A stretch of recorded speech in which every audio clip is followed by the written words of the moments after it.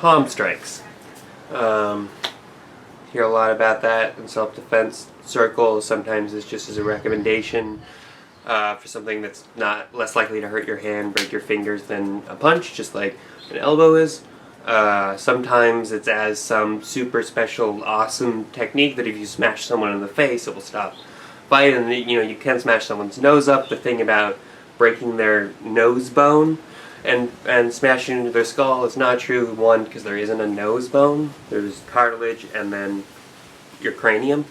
And there's some little bits, but it's not, it would have to go through your entire sinuses, which is a big spongy, bony area, and then it's not good. Anyways, but there's a lot of kinds of palm strikes. There's your traditional palm heel, which would be like a cross, or in Wing Chun Kung Fu, you might do a trap and then come around to the side and hit it to the body. If you're hitting someone up here, you're going to break your hand with a fist probably. You might be okay in the jaw or in the nose. But there's also the, judo chop, karate chop, which is a little bit of a misnomer the way we think it works. It's not so much of a chopping action. That's also a palm heel in a way. When it's on this side, it can be the neck, but you're also not going to want to stick your fingers out like that. You're going to want to have everything tight, nice strong structure. A lot of time you're going to be hitting with your, sorry for the plane, there's also some construction going on. You're going to be hitting with your forearm too a lot of the time. So let's just go through a few things, how they're similar to punches and how they're different. So we're going to talk about basic boxing punches, elbows, and then slaps and palm strikes. So I'm going to start this, I guess I'll just do left lead. So you've got your jab, your cross, right, and your hook. And I'll do a shovel hook, but let's say uppercut. Here, 1, 2. And you have similar elbows to that. Anyone who does Thai boxing knows you don't use them quite the same way, but there is some similar mechanics. You don't need to drive your hip the same way because it's more about the structure and the edge, which is going to cut up any kind of area where the bone is close to the skin, like above the eyes. So like a jab, you could do a sort of up or forward elbow. I think that's maybe like a number 4 in U.S. Thai boxing. So you've got your jab, downward diagonal elbow for your cross, and then for a hook, a nice horizontal elbow. Then like the shovel hook or the uppercut, you've got an upward diagonal, which gives you either side. I mean, all of these you can really do either side. It's just if we're talking the same jab, cross, hook, you've got hook. So that's one option to avoid hurting your hands. Another, which probably the punch that's most likely to break, especially your little finger, especially if you're doing this kind of horizontal fist, no matter what knuckles you're trying to connect with, just because, right, let's take a look at this, right? This is the outside edge of this is just my pinky finger. So if I just miss a little bit, I'm going to just hit my pinky finger, whereas if my fist is like this, I'm still going to hit my whole hand. Still risky. So a lot of times in the sort of Junfan, Jeet Kune Do, Santo tradition that I train in, we'll practice wearing MMA gloves, hand wraps. Some advanced students on the focus mitts, not on a heavy bag, but on focus mitts, will train with no protection. When we do that, we often throw a slap instead of the hook. And now this isn't like you're kind of like just wild swing with the hand slap. It's like a wide hook. Look at this. You can extend more, or it can be tight. Like shovel hooks, you can do it to the side, but you can also, like, if we're doing again that jab, cross, hook, jab, cross, hook, or cross. And again, you land that. You're trying to sort of cup your hand You're not just like leaving your fingers out there to get hurt. And you're trying to make contact with that, what's called the heel of the palm, on that knockout button on the chin. Now, there's a lot of other open hand strikes we can do. Talk about the palm heel, which basically the mechanics of a cross. Obviously your elbows may be pointing a slightly different direction, depending on how you throw your cross. But again, you're hitting with that part of the palm heel. Or you can do a sort of body hook with it. So many people don't think about it as a palm strike. It's big in certain kinds of kickboxing type boxing. It's just the push. Like, for example, the push into that elbow. They're going to want to resist you. Go. It's going to hurt even more. But even just like make a little distance. Sun's starting to come out. Might ruin the video. So yeah, we talked about what else we got. Chops. Karate chops. Besides the push, right? And again, it's not like this, although, so to do this, I'm gonna go through what's called the Emu Defense. I'm probably not pronouncing that right. I don't speak Cantonese. All Cantonese I know is from martial arts classes. It's sometimes called 5 points defense. It's sort of a basic part of Junfang Kung Fu, which is the precursor to Jeet Kune Do. And in that, we start with eye jab, go to what's called a bong sao, lop sao, the trapping, and then to some sort of strike.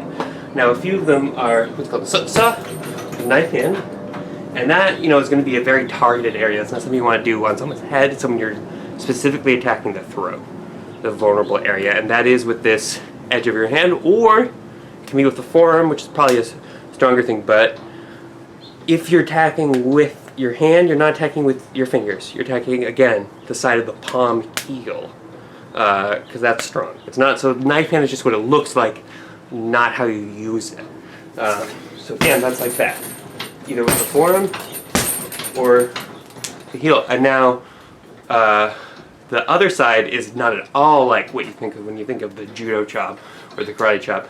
That, to face you, looks much more like, so there's the punch, bong sao, lop sao, forget what that's called, but it's wanjun, maybe? So notice that the motion is straight towards you. So I'm not going like that, I'm going boom, just forward, which is a very Wing Chun thing, but that on the bag is something like that. So like, let's say I do boop, trap, and that, again, it's more of a variant of that straight up palm heel we talked about, but targeted sort of over here. Again, the knockout button, the throat. You might be able to hit someone on the inside of the arm, might hurt, but that's again much more you're in close and you just slam it forward. So those are different ways you can use your open-handed strikes. There's a lot of planes. People have time right now, I guess. I don't have a plane, so I'm not flying. What else is there? Oh, the eye jab.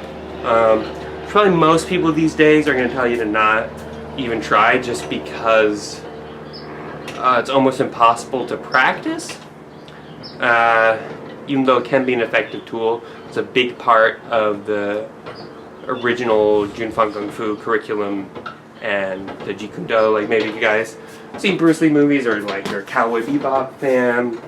So that's what Spike uses, and you'll notice before he kicks, and this is how I learned all my kicks, is you put out an eye jab first, which is just to bring their hands up, you know, so, or the classic Bruce Lee side kick. I have room here.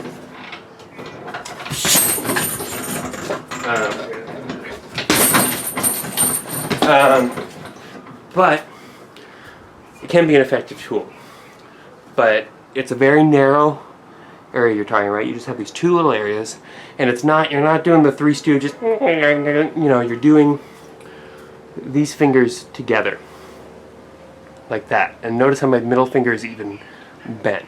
The pinky and the thumb are just there for support and because you don't want to drag them off, but I'm making a flat surface with my three fingers that's about the length of one eye.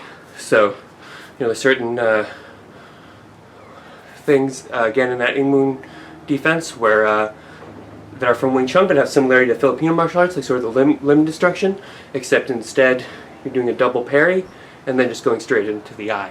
And that's something Bruce Lee thought was a good self-defense thing, just because the eyes, the throat, the groin are vulnerable areas, and if you can target those, you can maybe do some serious pain. It's obviously not going to stop a fight, it might just piss someone off, but again, we're talking alternatives to punches that aren't going to hurt your hands, and if you don't know where you're doing this, you might hurt your fingers. The only way you can really practice with a partner is stopping short of their face or targeting above their eyes, sort of touching their forehead. It's the best way to get a feel for it, but again, you can't practice for real. I guess if you had one of those rubber standing punching bags that looks like a person, you could practice it. Otherwise, that's the thing. It's not that it doesn't work, it's that unless you're some crazy person getting into bar fights where you're permanently maiming people all the time, it's not something you can practice well. And again, right, you have the potential to permanently blind someone or piss them off. Those are probably the two things that are most likely to happen with it. Either it's not going to be effective, or you're going to seriously injure someone. And so you have to think about if things have escalated to that point. Again, with the smashing someone's nose in, depends on who's attacking you, why they're attacking you. Are you going to scare them off, or are you not? Maybe you should just give them your money that they're asking for. But yeah, so I'll just go through real quick those hand strikes one more time, right?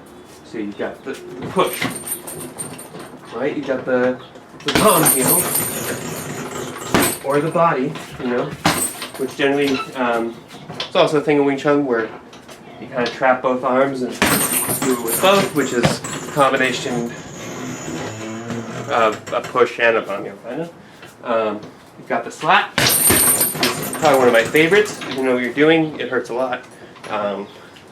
Probably just as effective in some ways if you hit them in the ear or the jaw as a punch, and can give you a little bit more range.